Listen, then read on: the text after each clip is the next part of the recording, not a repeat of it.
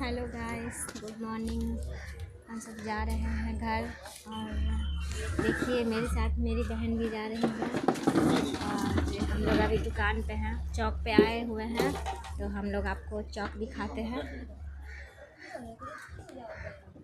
ये देखिए चौक है, हम लोग अंदर में बैठे हुए हैं। तो इसके बाद हम लोग जाएंगे यहाँ से, बस आएगा तो बस का वेट कर रहे हैं। फिर आपको बस में मिलते हैं, दिखाएंगे हम लोग कहाँ कहाँ जाते हैं। तो बाय बाय। हेलो गाइस,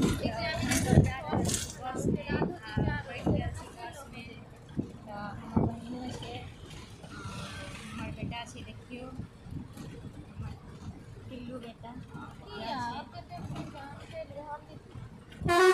या देखिए खड़ा छै खिड़की लग। एकरा खिड़की लग बड़ मन लागै छै, ई खिड़की लग खड़ा होकर देखैत जाइ छै। कहलकै भैया पहुँच बाय बाय, तब तक के लिए।